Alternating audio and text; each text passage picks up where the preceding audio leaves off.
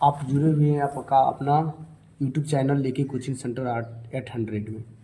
हम लोग 9th class का रसायन जो चैप्टर का नाम है अणुपरमाणु एवं उसके आयन, इसको हम लोग पिछले वीडियो में उसको समझने का प्रयत्न किए थे। आखिर यह है क्या, उसके बारे में हम लोग जाने समझे। आज से अब क्वेश्चन की बारी है, और जो क्वेश्चन छूट गया है, कोई टॉपिक अगर छूट भी गया है तो उस टॉपिक को हम क्वेश्चन के माध्यम से समझने का प्रयत्न करेंगे।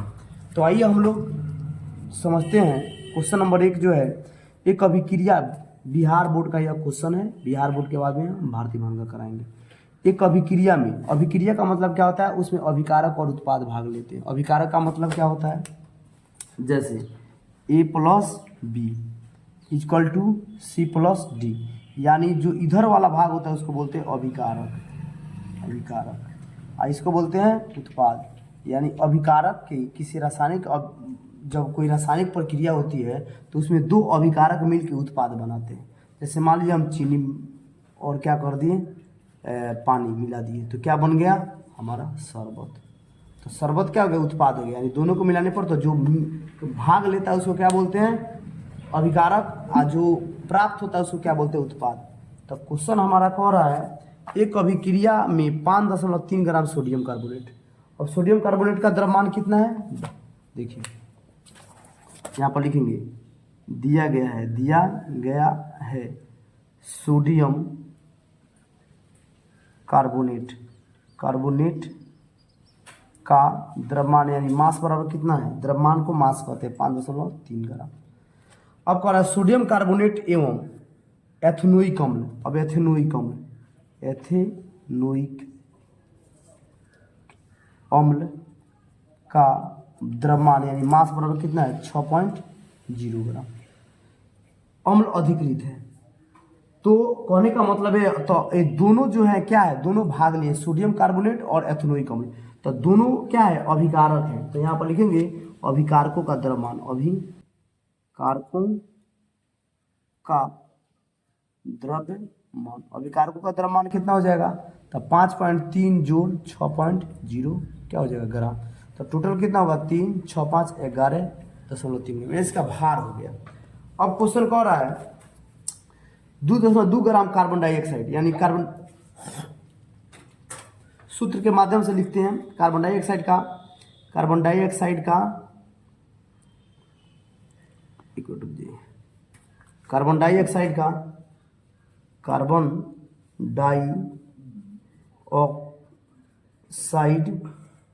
भार कितना हो गया, और कार्बन डाइऑक्साइड का भार, द्रव्यमान यानी भार, द्रव्यमान कितना हो गया, 2.2 ग्राम।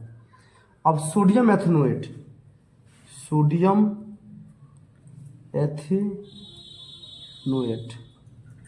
का द्रव्यमान कितना हो गया, 8.2 ग्राम। अब कह रहा है जल का उत्पाद, यानी जल का द्रव्यमान, जल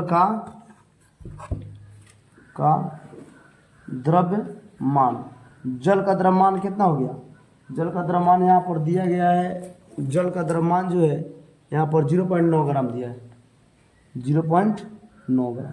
तो ये हो गया आपका अभिकारक, ही हो गया उत्पाद। तो कुल उत्पाद, तो उत्पादों का द्रव्यमान, उत्पादों का द्रव्यमान कितना होगा, सबको जोड़ देंगे, 2.2 जोड़ 8.2 जोड़ 0.9 ग्राम।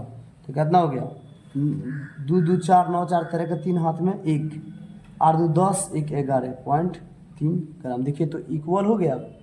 यानी कहने का मतलब है अभिकारक और उत्पाद क्या हो गया, बराबर हो गया। तो इसमें अभिकारकों का द्रव्यमान यहाँ पर लिखेंगे, अभिकारकों का द्रव्यमान बराबर उत्पादों का द्रव्यमान। क्वेश्चन हमारा क्या पूछ रहा है कि परीक्षण द्रव्यमान संरक्षण के नियम के अनुरूप सोडियम कार्बोनेट प्लस एथेनोइक अम्ल बराबर sodium ethanoate plus carbon dioxide plus जल। यानी कहने का अर्थ है इसके अनुरूप है कि नहीं। तो लिखेंगे दिए गए आंकड़ों का द्रव्यमान संरक्षण के नियम को पुष्टि करता है। द्रव्यमान दिए गए आंकड़े गए आंकड़े द्रव्यमान संरक्षण के नियम का पालन करता है। अब हमारा आंसर हो गया। अब चलिए नेक्स्ट क्वेश्चन देखते हैं।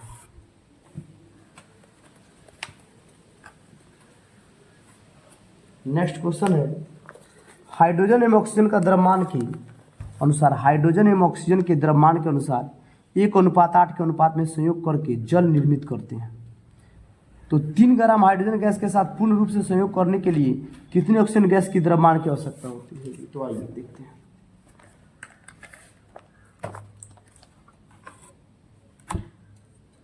देखिए अब क्वेश्चन हल सोल्व जब हम करेंगे तो कह रहा है दिया गया है क्या दिया गया है? तो हाइड्रोजन एवं ऑक्सीजन के द्रव्यमान, हाइड्रोजन एवं ऑक्सीजन के द्रव्यमान के अनुसार हाइड्रोजन एवं ऑक्सीजन के द्रव्यमान के अनुसार 1:8 के अनुपात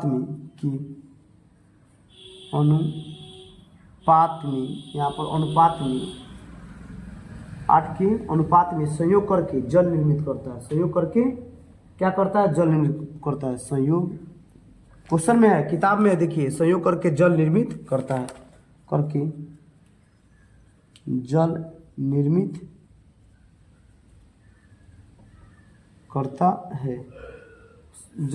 करता है। तो कह रहा है 1 ग्राम, देखिए 1 ग्राम हाइड्रोजन गैस के लिए 1 ग्राम हाइड्रोजन गैस के लिए 1 ग्राम हाइड्रोजन गैस के लिए आवश्यक है क्या आवश्यक है? 8 ग्राम O2, 8 ग्राम ऑक्सीजन, यानी 1 ग्राम हाइड्रोजन गैस के लिए आवश्यक है 8 ग्राम O2। अब कह रहा है 3 ग्राम, क्वेश्चन में कह रहा है 3 ग्राम हाइड्रोजन के लिए, हाइड्रोजन गैस के लिए आवश्यक है। तो 1 ग्राम हाइड्रोजन के लिए इतना, तो 3 ग्राम के लिए तो 3 से गुना कर देंगे, यानी कितना हो जाएगा? 3 ग्राम H2 गुना 8 ग्राम O2 बराबर 8 त्रिका 24 ग्राम क्या हो जाएगा? 24 ग्राम आपका क्या हो जाएगा? O2 गैस हो जाएगा। यही हमारा क्या हो गया? आंसर हो गया। चलिए नेक्स्ट क्वेश्चन देखते हैं। इसको मिटा देते हैं। अब हमारा क्वेश्चन है, क्वेश्चन कह रहा है कि डाल्टन के परमाणु सिद्धांत का कौन सा भी गृहीत द्रव्यमान के संरक्षण के नियम का परिणाम है? तो अब देखिए ध्यान से, डाल्टन के परमाणु सिद्धांत में कौन सा, देखिए डाल्टन के परमाणु सिद्धांत का कौन सा विगृहीत द्रव्यमान के संरक्षण के नियम का परिणाम है? द्रव्यमान के संरक्षण के नियम का परिणाम है। तो देखिए डाल्टन बताए हैं कि परमाणु अविभाज्य सूक्ष्मतम कौन है? 3 नंबर, परमाणु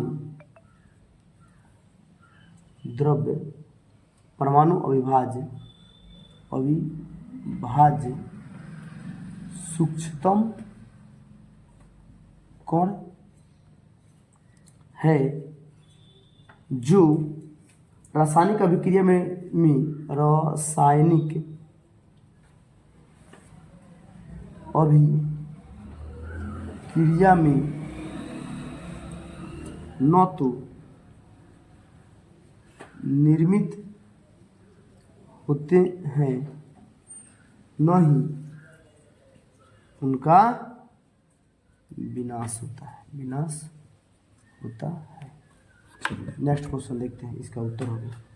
चलो कह रहा है डाल्टन के परमाणु सिद्धांत का कौन सा विगृहीत निश्चित अनुपात के नियम का, ये हो गया द्रव्यमान संरक्षण के नियम का। अब कह रहा है निश्चित अनुपात के, तो निश्चित अनुपात के नियम का क्या हो जाएगा क्वेश्चन?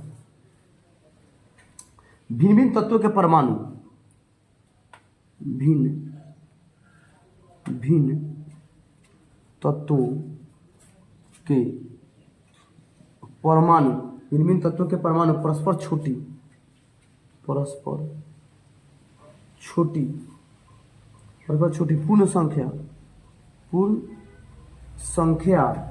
पूर्ण संख्या की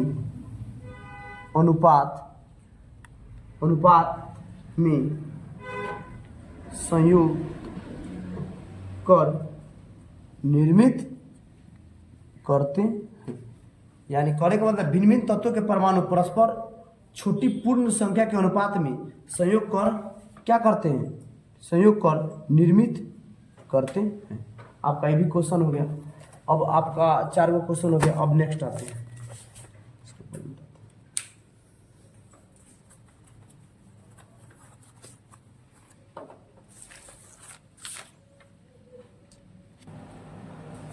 अब नेक्स्ट क्वेश्चन कर रहा है, परमाणु द्रव्यमान इकाई को परिभाषित कीजिए। परमाणु द्रव्यमान इकाई को परिभाषित कीजिए।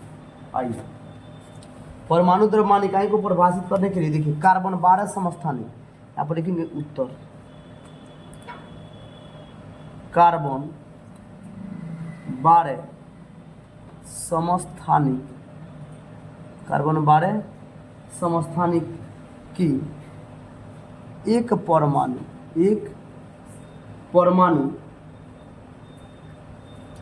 द्रव्यमान की 12वें भाग को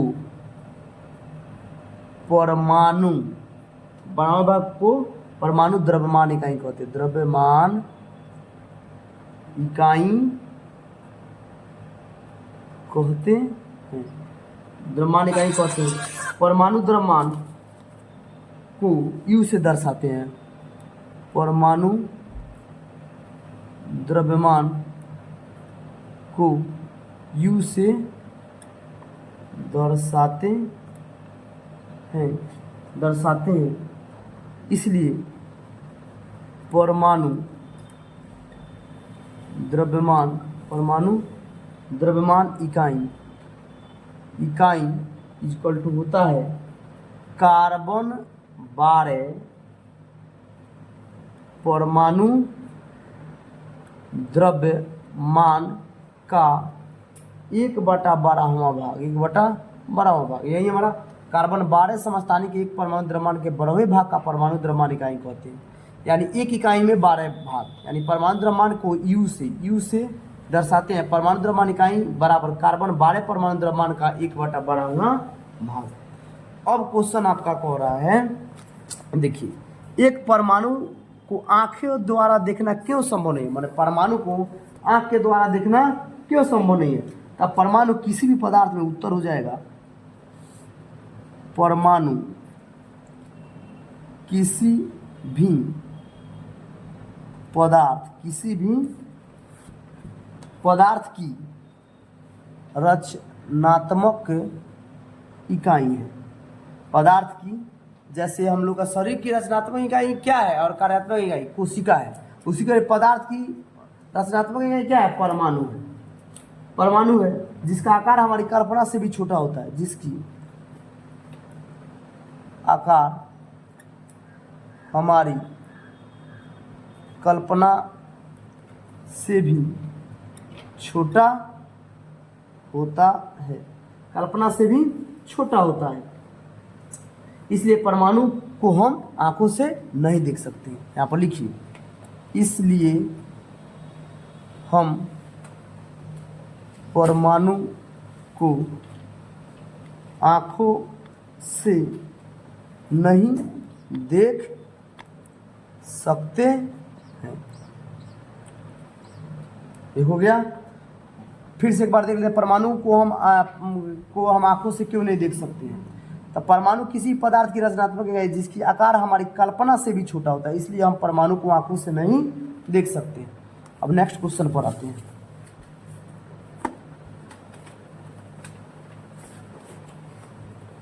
नेक्स्ट क्वेश्चन क्या है, आइए देखते हैं।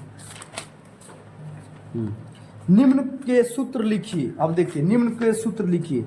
देखिए, सोडियम ऑक्साइड, देखिए यहाँ पर लिखते हैं सोडियम ऑक्साइड। याद है आप लोगों को, वीडियो में आप लोग देख लीजिएगा, हम बताएं सबका balance 1s 2s 2p 3s 2 8 8 2 के बारे में बताए थे। तब सोडियम का सूत्र क्या होता है Na, ऑक्साइड का सूत्र क्या होता है O, सोडियम का परमाणु संख्या सोडियम की बैलेंसी 1, ऑक्सीजन का बैलेंसी कितना 2, क्रॉस मल्टीप्लाई गुना कर दीजिए, Na2O आंसर हो गया। आया समझ में?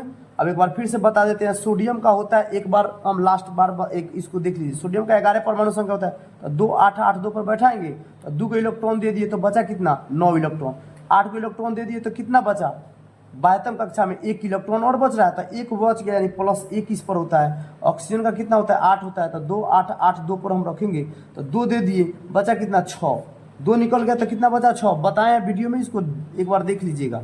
तो 6 निकल गया तो 8 में 6 गया, 2 घट रहा है तो इस पर -2 चार्ज होता है, इसलिए क्या होगा हमारा 2 और +1 जब क्रॉस मल्टीप्लाई गुना, यही 2 बैलेंसी हो गया, यानी 2 यहाँ पर हो गया, इसका 1 है तो 1 यहाँ पर क्रॉस मल्टीप्लाई गुना कर देंगे तो हमारा सूत्र ये प्राप्त होगा।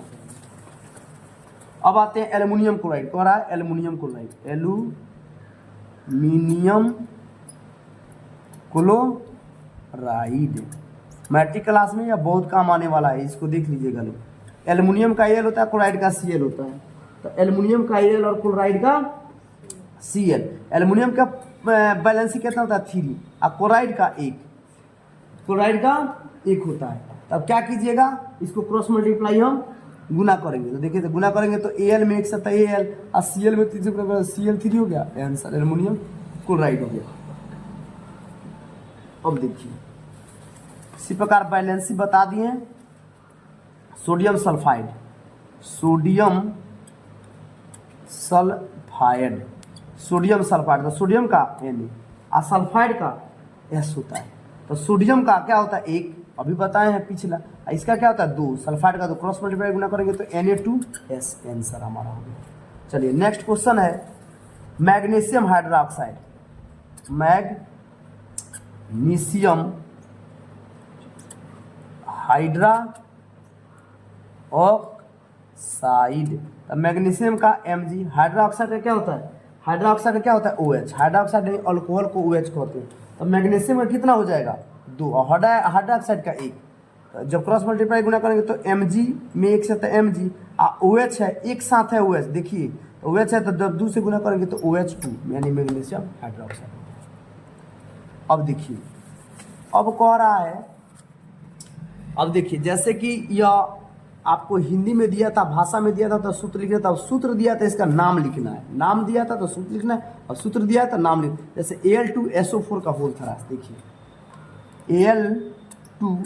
Al2SO4 का होल थरास, तो A for aluminium, A for aluminium,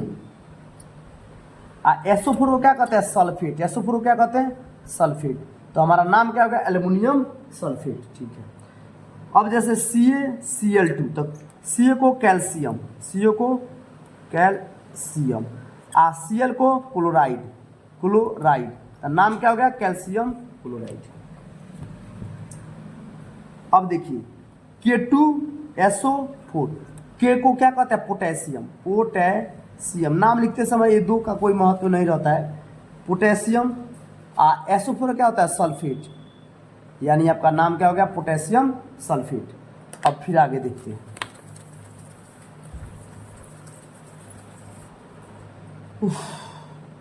अब KNO3, तब K को पोटेशियम, N को नाइट्राइट, और क्या बोलेंगे NO3 को नाइट्रेट बोलते हैं, NO3 को क्या बोलते हैं नाइट्रेट, तो इसका नाम क्या हो जाएगा पोटेशियम नाइट्रेट, पोटेशियम नाइट्रेट। अब अगला है CaCO3, तब Ca से कैल्शियम, कैल्शियम, और CO3 का कार्बोनेट, कार्बोनेट, तो नाम क्या होगा कैल्शियम कार्बोनेट। चलिए अब आगे आते हैं क्वेश्चन नंबर 3।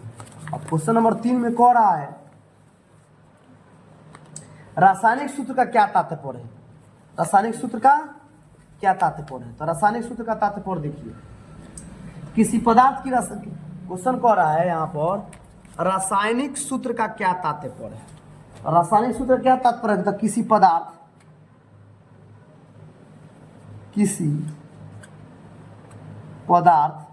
पदार्थ में क्या हो जाए, तत्व भी हो सकता है और यौगिक भी हो सकता है, तत्व भी हो सकता है और यौगिक भी हो सकता है। पदार्थ का रासायनिक सूत्र उसके एक अणु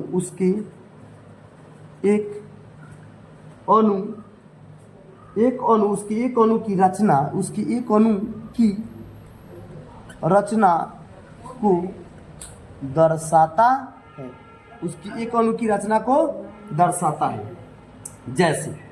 जैसे देखेंगे हम जल का अणु सूत्र, तो जल का अणु सूत्र क्या हो जाएगा? H2O है।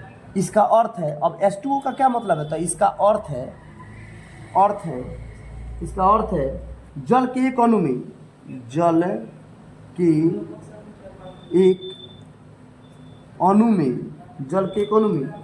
दो परमाणु हाइड्रोजन के दो परमाणु जल के एक अणु में हाइड्रोजन के दो परमाणु एवं ऑक्सीजन के एक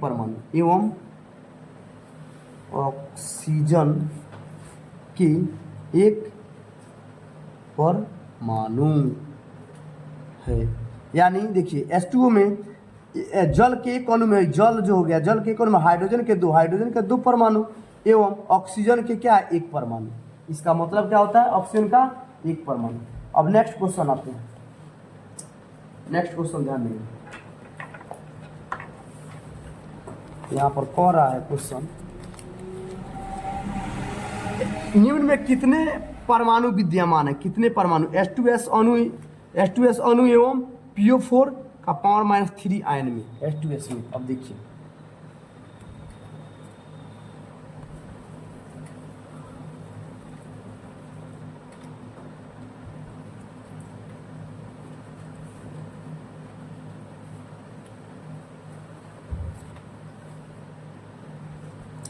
अब H2S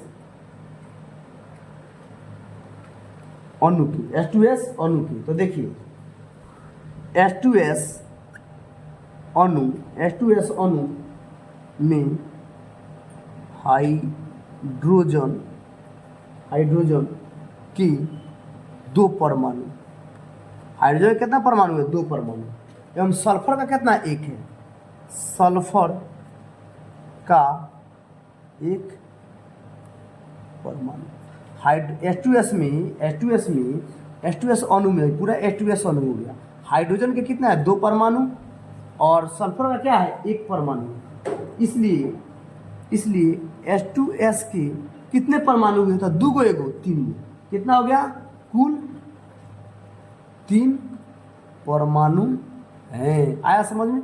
अब एक और देखिए, इसका क्वेश्चन कह रहा है एक PO4 का -3 आयन। आराम से देखिए, इसका P का एगो है, ऑक्सीजन का 4 गो, 4 गो एगो 5 गो, 4 गो एगो 5 गो। इसको बताते हैं PO4 -3 आयन में ये क्या है? फास्फोरस है। फास्फोरस